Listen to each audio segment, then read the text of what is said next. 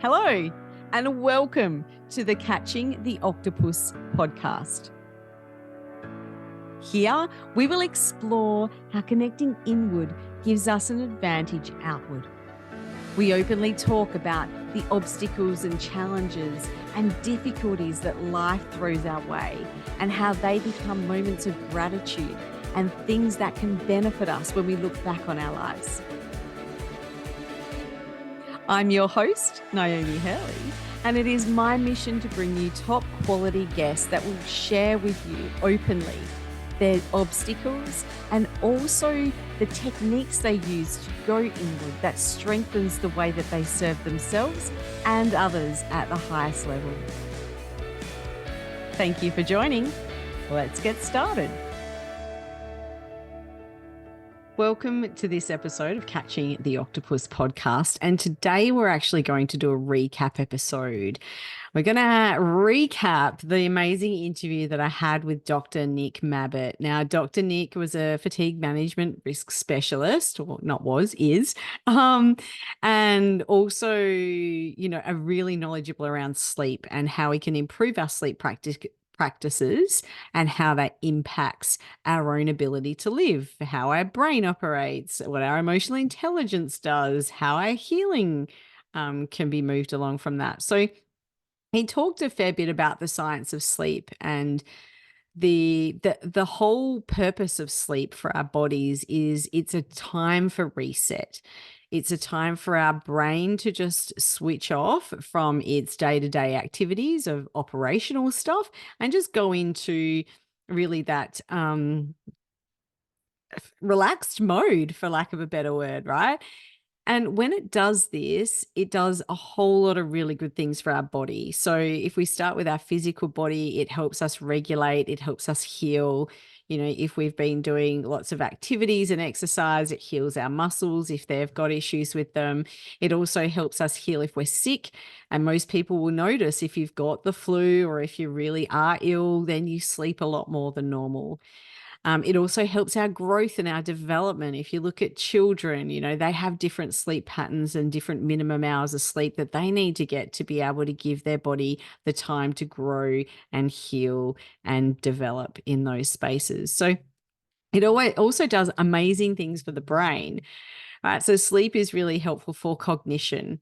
And if you've, most of my lack of sleep was around when I was parenting young children in the infant stage, and they don't always sleep as well as what we'd hope, right? Because they're hungry. They need the food as well. So they kind of eat, play, sleep, or sleep, play, eat, sleep, however it kind of works out for depending on the child that you're had contact with. But especially with my second child, she wasn't a really great sleeper. And I could tell in my body, I could tell the way I was thinking. I had pain in my eyes. I had a whole range of stuff going on if I wasn't getting enough sleep when I was parenting her really little. So even it's been known that people have used sleep deprivation as a form of torture, right? Because it's a necessary part of what we do in day to day. It helps us with our emotional regulation. It helps us with our memory. I've already mentioned cognition. There's a huge list. It helps us with our skin, the way that we actually show up. It also helps our internal organs, making sure that they've got time to process out toxins of the body, etc., etc. It's a real necessary part of our life. But there's a challenging aspect of this because there's a lot of people that have issues with their sleep, on trying to get to sleep, on staying asleep. And that's why it was really great to talk with Dr. Nick, because he had some really helpful tips for people that are in that space. So he also talked about the brain diseases, like aging brain diseases, and how sleep can actually minimize the risk associated with those, because, it also helps us with our aging. Sleep is the best anti-aging toxin, serum, I don't know what the word I should use is, but it's really a great anti-aging tool, right? Now, it does need to be coupled with other things. So, like anything in life, we've got to have that holistic approach. And so, Dr. Nick talked about, the physical exercise and our nutritional diet and how they are actually closely intertwined with sleep. And so, sometimes if we're not sleeping very well, we can actually look at those things. We can look at our diet and we can look at our physical exercise and make some adjustments there, which can help. But sleep also has the effect on them. So if we're not sleeping in the way that we should be, then that can affect our choices. That can affect the diet that we have, and that can also affect our ability to undertake physical exercise, especially strenuous exercise. So he talked about those three things, and having them working together well is a really good way to create a healthy brain for our aging years. Right. So then we touched on sleep and stress and how people in leadership roles, especially, have this impact on being able to sleep because of their stress levels and because of their brain being overreactive, as in their thought systems, that thought part of the brain just going a bit cray cray. And what the brain actually does is when all the noise is quiet. So during the day when we're busy and we've got noise and we're in amongst things, the thoughts don't tend to overtake too much, right? They're put in their place because there's so many other things the brain's trying to do. But as soon as you go to sleep or lay down and relax and all the noise is gone, you're off your social media, your phone's been put down, and you go to lay down, if you aren't in a good position to control the thoughts that come through your mind, sometimes that's when they're the most active, right? They actually go, oh, right, you've made some space for me now, have you? And blah, they all come out. Now, when we're actually suffering from stress as well, the stress response in the body is to tense everything up. And so even though some of the chemicals that come out from the brain that help us fall asleep don't always work as effectively because of the tension in our bodies and that inability to get our bodies to relax enough to go to sleep. So he's saying to try and help this space, he had some really great tips. So he's saying if you have trouble getting to sleep, then about half an hour before your bedtime, do a brain dump. Get a bit of paper, get a pen, and actually just dump down everything that's in your brain, all the things that are coming through, and just create that space in your mind from when you're going to bed. And that can be a really helpful tool. Now, there's some other things he talked about around bedtime and sleepiness and how we need to act on that in different timeframes, and we'll talk about that in a moment. But he also talked about, at this point, waking up in the middle of the night, because this happens to a lot of people, especially when we're experiencing stress, whether in the workplace or in the home. We'll wake up in the middle of the night and our mind will just click on and go, right, these are all the things that we need to remember, or don't forget this, or do you remember this was going on and this is quite stressful? And that can create tension in the body as well, and also an overactive mind. So his tip here is to have a pen and paper on your bedside and to roll over and write down all of those things that come into your mind, so that your mind can then go, oh, I don't have to worry and think about that. We can look at that in the morning, right? And it doesn't have to go into that survival space, and you can hopefully go back to sleep. But with our brain, we can train it. Right. And we can train it to do so many things. We actually give our brain a lot more credit than we should. We think that it's this well-oiled machine that does all these wonderful things, but it does the things that we train it to do. And so one of the aspects that Dr. Nick did talk about is laying in bed and training your brain in a way that it does not see bed as a place for sleep. So he was saying if you're laying in bed for more than 10 minutes, then you've got to get out of bed, right? Because your brain is not being wired to sleep in that space. And so you need to get yourself into a more sleepy state and then take yourself to bed. Now, I'm lucky. I'm a really great sleeper. I can sleep anywhere, anytime. If I go, right, I'm going to go to sleep, I'll just go. So I'm really lucky in that space. But I've also trained myself to be able to do that too. So when I go to bed, I only ever go to bed to sleep, and I only ever go to bed to sleep at nighttime. So even if I want to take a nap during the day, I'll usually do that on the couch because I want my brain to know that that bed space is for nighttime and it's for long sleeps. That's what you need to do now, brain. And so, we have different triggers in our brain that happen all over the shop. And one of the things I do in the individual space, right, is to help people manage that and retrain the brain. So we've got this neuroplasticity that happens. So our brain will learn and relearn and remove things and do all this sort of thing on our command if we're conscious of doing that. Otherwise, it just runs its own show. So he's saying, if you're laying there for more than 10 minutes, go grab a boring book, right? Something that's not going to be exciting. It's not going to be thrilling for you. And read that until you're sleepy, right? So keep reading it until you're sleepy. Now, for some people, this could be hours and hours. I don't know. But majority of the time, you'll get sleepy fairly quickly, right? And then you can actually go and go into bed and hopefully get quite a decent night's sleep. If you're enjoying this podcast and you want Niomi or any of her guests featured on your podcast or as a keynote speaker at your next event, you'll find their contact details included in the show notes. If you'd like to learn more about how you can work with Niomi individually or as part of your strategy to improve leadership in your business, then review the courses, offers and services at getupandgoconsulting.com.au. So when we were talking before, we mentioned about sleep and reduced sleep being a form of torture. And so Dr. Nick did go in to say that not enough sleep reduces our tolerances. It reduces our emotional regulation. It means that we're not actually making great decisions because it already affects our cognition as well. So we need to sleep train ourselves that going to bed means that it's time to sleep.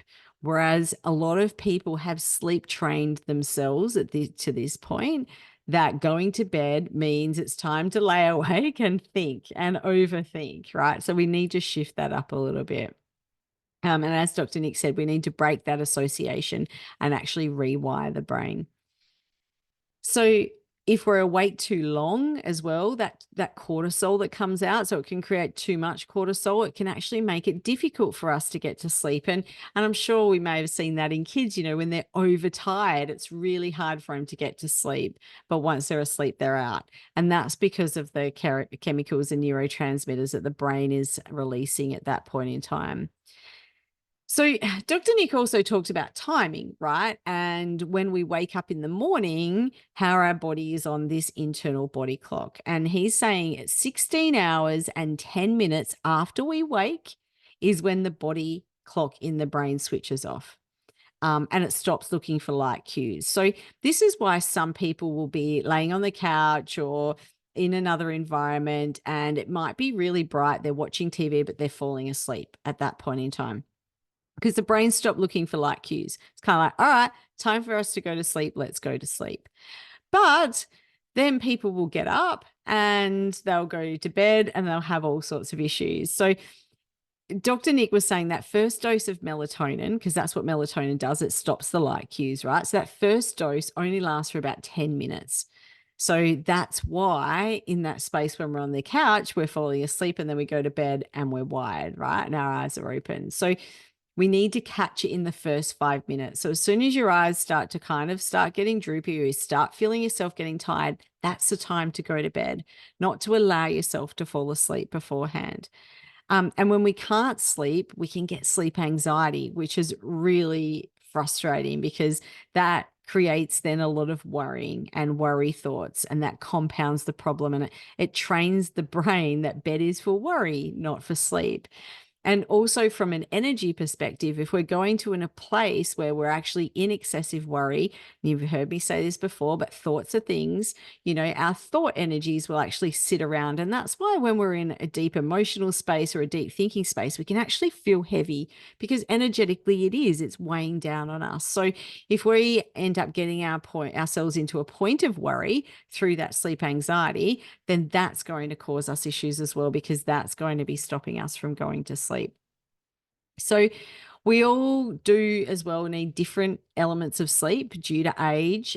Some people are actually wired differently when it comes to sleep on a not a hormonal, a DNA level, but I feel like, and we didn't talk about this with Dr. Nick, but I have talked to him about it in other conversations, just not on the podcast. But a lot of people don't get tested in that DNA space and just assume that if they're not a good sleeper, then they're not actually DNA'd to sleep a long time, which is usually false, but a lot of people just find reasons for what they do, right? It's easier to go, oh, I'm broken, or oh, this is just how it is, rather than going, hey, this doesn't seem like it's right. Let's look for a solution.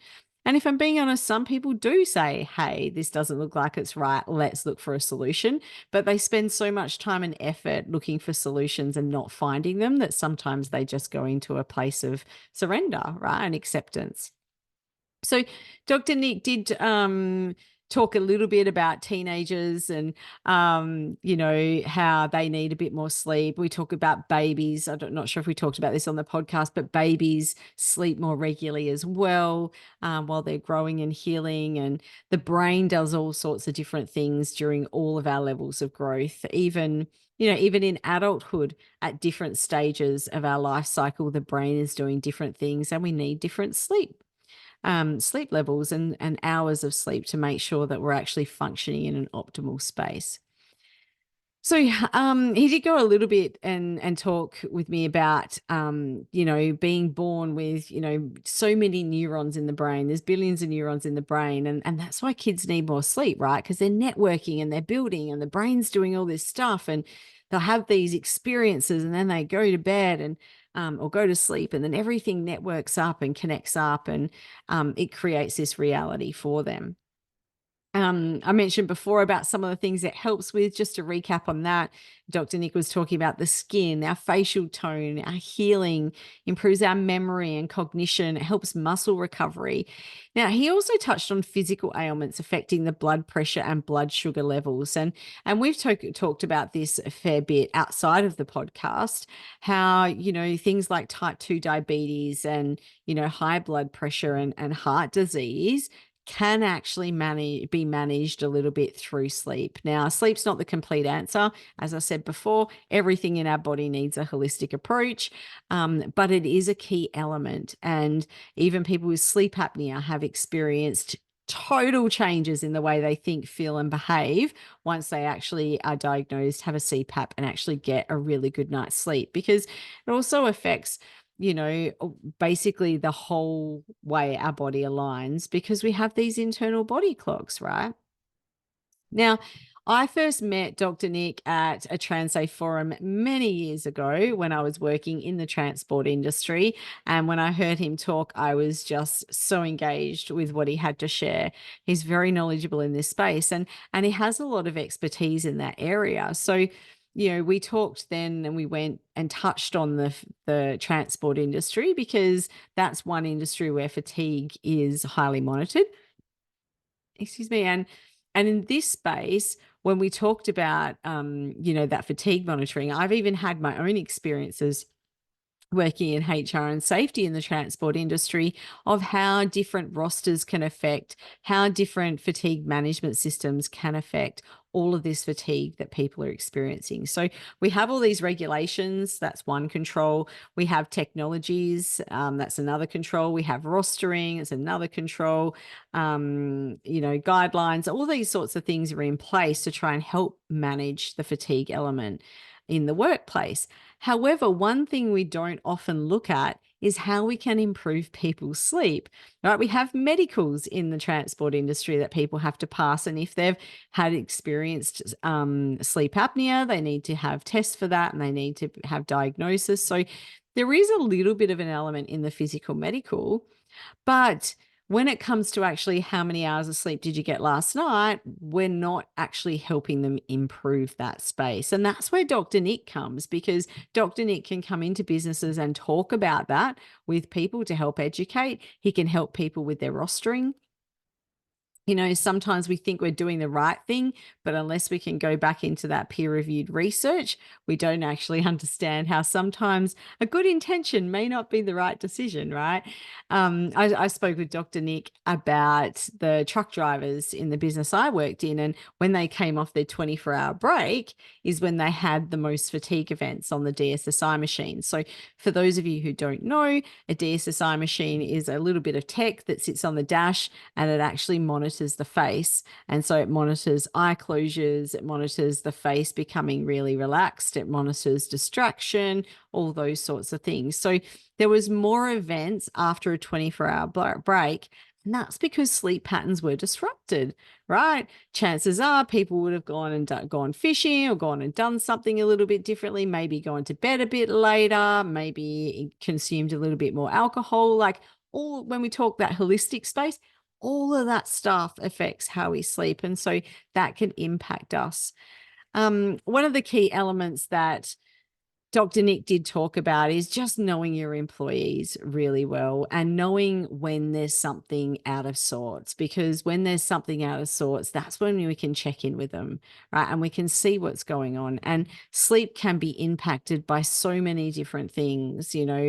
Our life experiences can affect it. We talked leadership and stress around leadership, but there's, relationship breakdowns, there's parenting issues, there's so many different things. Maybe someone has to work a second job to be able to make ends meet in this crazy living crisis raising world we're in. There's so many different things that can impact our sleep. Even new babies can impact sleep. So I did have a client come in for sleep in the RTT space, and he was an 11-year-old boy, and when he first came in, he was just wired, right? And he was moving and he was fidgeting and things like that. And his mum was like, "Oh, sorry," and I'm like, "No, that's fine." So we talked a little bit through it, and then I ended up putting him in hypnosis, and we went through and we did the session, and I gave him his recording at the end that he got to listen to. And he was excited to listen to that. He asked to listen to it every night. And within a couple of nights, he was actually going to sleep fairly closely to his bedtime. So previous to our session, he'd go to bed about 9 o'clock, and by 11, 12, he's still wide awake. And he's saying to his mum, "I can't get to sleep," right? And she tried so many different things. She tried not serious medication, but she did try giving him some serotonin supplements and, vitamins, minerals, all those sorts of things to try and help him out. And then in the morning, he'd have to be woken up because it took him so long to get to sleep. And then he was actually probably very sleep deprived. So a couple of nights after our session, he ended up going to bed and going to sleep at a reasonable hour. And I check in with my client. So she said, "It's been great. He's actually going to bed and going to sleep. And then in the morning, I don't have to wake him up. He's awake and he's bright and, he's bubbly and he's not moping around. And like, it's a totally different child that I've got in my house." Now, I contacted her the following week, and she actually said even the teacher had made comment. So by the end of the week, so he'd been doing this for about a week, the teacher actually asked the mum, "What have you done? Like, have you put him on medication? Like, what's different?" Because his behavior has transformed amazingly this week. He's just a totally different kid, purely down to sleep. So sometimes with our kids, we might not realize that that can be impactful. And there's some things that kids are doing these days which can actually impact sleep as well. So yes, there might be something in the brain which things like RTT can help with, and other different therapy modalities, but also it's the blue screens as well. Like, how long before bed do you and your kids get off of your devices, right? Because there should be a bit of a buffer there that lets your brain get into a rest state before you're going into bed. How many times are you laying in bed not sleeping and you stay laying there? So you're training your brain not to be sleeping, and the same for your kids. And if you've had that worry space in the bedroom, sometimes there can be that tightness from the energy as well. So if you want some information on how you can try and clear and release that, then definitely shout out. Happy to help you with that, with some really easy techniques. But there's so much that can be happening in that space, and it's just about being open-minded and trying lots of different things. Um, I never sleep trained my babies, which I thought was really helpful. But some people like to do sleep training from babies. I found it helpful not to, because they had their own regulation and they fell into their own patterns. Whereas some people do believe that setting their patterns works. You know what? Whatever works for you is what you need to do. But just take a little bit of stock of what's happening around you leading up to bedtime. And like Dr. Nick mentioned, are you getting enough exercise during the day so it's tiring out your body so it's ready to go to sleep? Or, are you or your kids or your family members just on devices all day? Or are you in sedentary kind of roles where you're sitting down all day? So how can you improve that activity? As a family, can you pop on some music and have a bit of a dance off? Or can you go for a walk with a dog, or go down the park, or just do something to get some fresh air and some movement in, which can be really helpful. So, bit of a summary on Dr. Nick's interview. It was really great chatting with him. I love catching up with him at the events that we see each other at. He's always great for a chat. And he did also mention a bit of an offer on his book. So, head over to that episode and you'll find all of his contact details in the show notes, and also his website, where you can go and have a look at his book if that's what interests you, and having a read of a bit more around how that sleep can work. But I hope you enjoyed the episode, and I hope you got value from it, and I look forward to serving you again in our next episode. Thanks for joining in and listening to this episode of Catching the Octopus podcast. It's been great having you here. And if you'd like to go and like and subscribe, and maybe even leave a 5-star rating if you think it's worth it, I'd really appreciate it. I look forward to seeing you in our next episode.